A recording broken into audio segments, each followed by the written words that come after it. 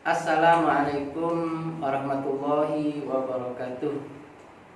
Bismillah, alhamdulillah, wassalatu wassalamu ala rasulillah wa ala alihi wa sahbihi wa mawalah. La hawla wa la quwata illa billah. Allahumma salli wa sallim wa barik ala sayyidina wa maulana wa syafi'ina wa habibina wa qurrati a'yunina Muhammadin sallallahu alaihi wasallam kama wa ahluh. Qala Allah ta'ala fi kitabihil karim. A'udzu billahi minasyaitonir rajim. Syahrul Ramadhan alladzi unzila fihil Qur'anu hudan lin-nasi wa bayyinatin minal huda wal furqan. Shadaqallahul azim. Amma ba'd. Yang sangat kami taati dan kami muliakan Kepala Madrasah Ibtidaiyah Hidayatul Ula Al-Mukarramah Ibu Musyarrafah SPD MPD, yang sangat kami banggakan dan kami sayangi semua santriwan santriwati, siswa siswi MI Hidayatul Ula. Alhamdulillah, mari kita bersyukur kepada Allah Subhanahu wa taala di qaulina alhamdulillahirabbil alamin. Membaca sholawat kita haturkan ke baginda Rasulullah sallallahu alaihi wasallam. Allahumma sholli wa sallim wa barik ala sayyidina Muhammad wa ala ali sayyidina Muhammad. Dengan harapan semoga senantiasa memberikan syafaat fitini wa dunya wal akhirah kepada kita semua, mendapatkan tarbiyah yang seindah-indahnya. Santriwan santriwati MI dan Ula yang dimuliakan Allah Subhanahu wa taala. Nuzulul Quran adalah peristiwa turunnya ayat pertama Al-Quran ke muka bumi ini yang diterima oleh baginda Nabi Muhammad SAW, yang disampaikan oleh malaikat Jibril di Gua Hira.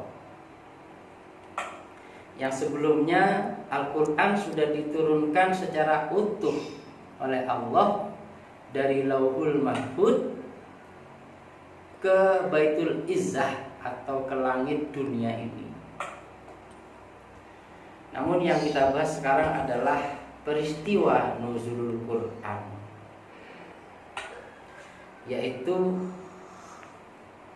malam turunnya Al-Quran pada hari Jumat 17 Ramadan 610 Hijriah, atau sekitar 1410 tahun yang telah lalu. Kanjeng Nabi Muhammad bertahanus menyendiri di Gua Hira, yaitu di sebuah jabal atau gunung, Jabal Nur, yang posisinya timur laut dari Masjidil Haram. Kalau dari rumahnya Bu Musarrafah atau dari Ponpes Riyadhus Sholihin itu ke arah alun-alun kota Probolinggo itu 4 km. Kanjeng Nabi Muhammad berjalan dengan melintasi batuan terjal. Setelah nyampe di kaki Jabal Nur, Kanjeng Nabi Muhammad mendaki sekitar perjalanan hampir 1 jam, atau jaraknya 645 meter, sekitar setengah kilo lebih.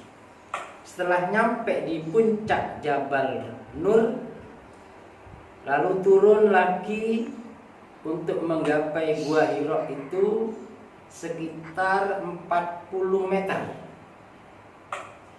Di sana ada gua yang luasnya cukup untuk sholat 1 orang. Masya Allah, tabarakallah. Begitulah perjuangan Kanjeng Nabi Muhammad SAW. Santriwan, santriwati MI Datul Ula yang dimuliakan Allah. Pada malam itu di gua yang sangat sepi, Kanjeng Nabi Muhammad didatangi oleh malaikat Jibril dan mengatakan, "Iqra ya Muhammad, bacalah." Kanjeng Nabi Muhammad menjawab, "Saya tidak bisa membaca."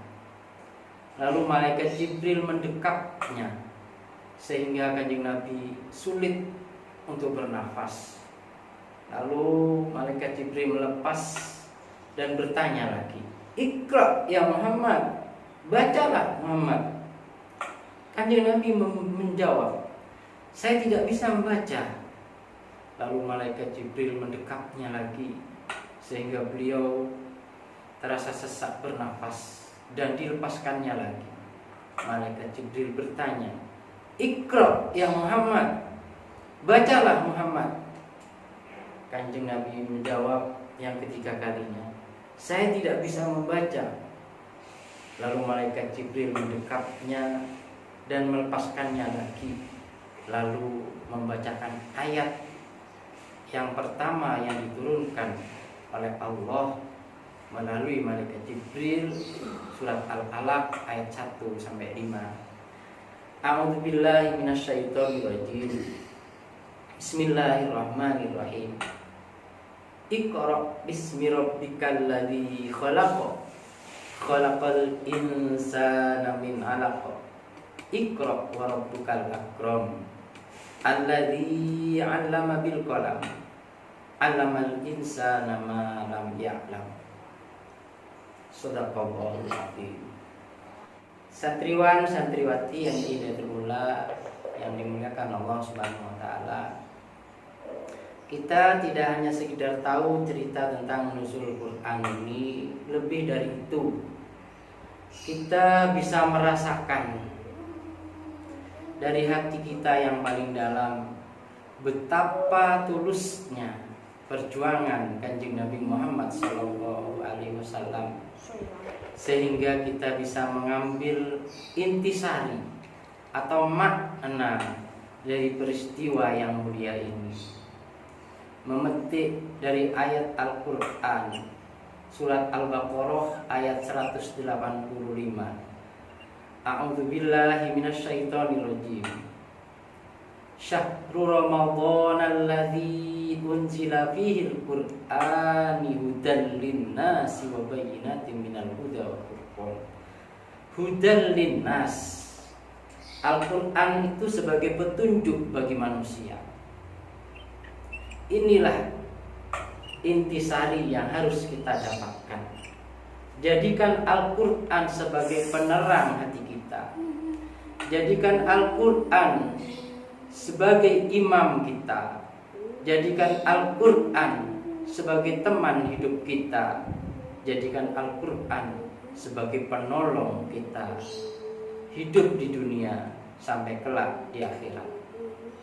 Sebagaimana Kanjeng Nabi Sallallahu Alaihi Wasallam mengatakan dalam sebuah hadis, "Iqra'ul Qur'an fa innahu ya'ti yaumal qiyamah safi'an li ashabi."